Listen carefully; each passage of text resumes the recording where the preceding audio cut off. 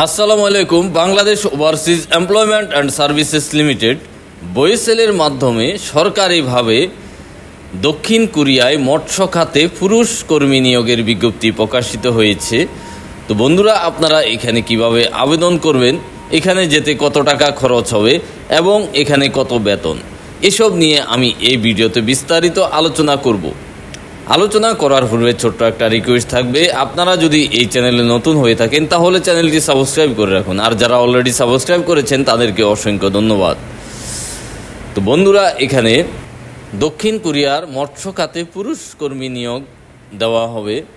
এখানে বরিশাল বিভাগের আওতাধীন জেলাসমূহের অধিবাসী গভীর সমুদ্র আহরণ কাজে নিয়োজিত এবং মৎস্য অধিদপ্তরের তালিকাভুক্ত প্রকৃত মৎস্যজীবীদের নিকট হতে আবেদন আহ্বান করা হচ্ছে।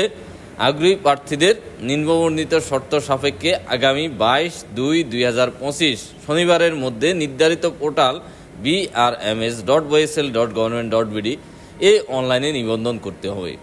পদের সংখ্যা 50 জন, মেয়াদ 5 মাস, বেতন 10,030 ওন প্রতি ঘন্টায়, অর্থাৎ বাংলাদেশি টাকায় প্রতি ঘন্টায় 900 টাকা এবং 8 ঘন্টা হিসাবে 7,200 টাকা প্রতিদিন আপনি বেতন পাবেন। সেই হিসাবে প্রতি মাসে বেতন হবে প্রায় 2 লাখ টাকা। চাকরির শর্তাবলী: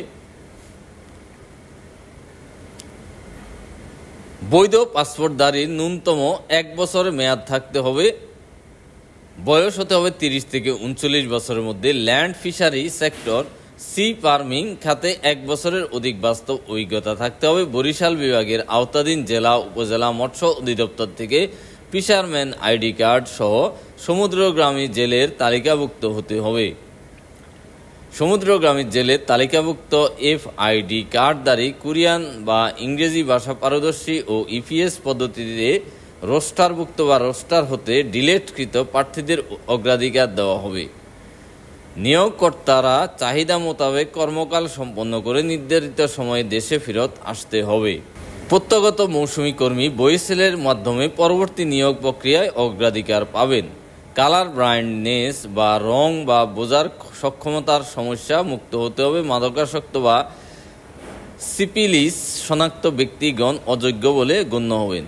ফৌজদারি অপরাধ, জেলে বা অন্য কোনো শাস্তিপ্রাপ্ত ব্যক্তিগণ অযোগ্য বলে বিবেচিত হবেন। দক্ষিণ কোরিয়া অবৈধ অবস্থানকারীগণ অযোগ্য বলে গণ্য হবেন। দেশ থেকে নিষেধাজ্ঞা আছে এমন ব্যক্তিরাও অযোগ্য বলে গণ্য হবেন।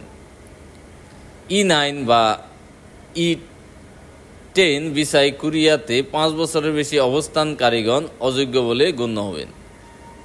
দক্ষিণ কোরিয়ায় যাওয়া আসার বিমান ভাড়া সহ নির্ধারিত ব্যয় কর্মীকে বহন করতে হবে এবং অন্যান্য সুযোগ সুবিধাদি কোরিয়ান শ্রম আইন অনুযায়ী প্রযোজ্য হবে। তো এখানে বয়েসেলে সার্ভিস চার্জ অন্যান্য খরচ: নির্বাচিত প্রার্থীদের নির্ধারিত সার্ভিস চার্জ ফি, বহির্গমন ট্যাক্স সার্ভিস চার্জের উপর 15% ভ্যাট, ভিসা ফি, কল্যাণ ফি, বিমান সমুদয় সহ ব্যয় 48,220 টাকা এবং নির্ধারিত ফেরতযোগ্য জামানত 1 লক্ষ টাকা প্রার্থীকে বহন করতে হবে।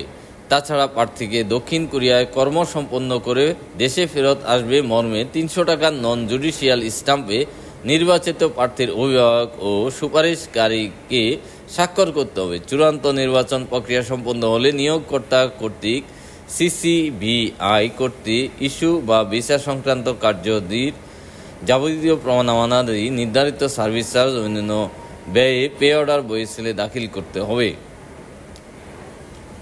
তো বন্ধুরা, এই ছিল দক্ষিণ কোরিয়ায় মৎস্য খাতে পুরুষ কর্মী নিয়োগের বিজ্ঞপ্তির বিস্তারিত আলোচনা। তারপর আপনার যদি কারো কোনো কিছু জানার থাকে তাহলে অবশ্যই কমেন্টস করে জানাবেন। ধন্যবাদ।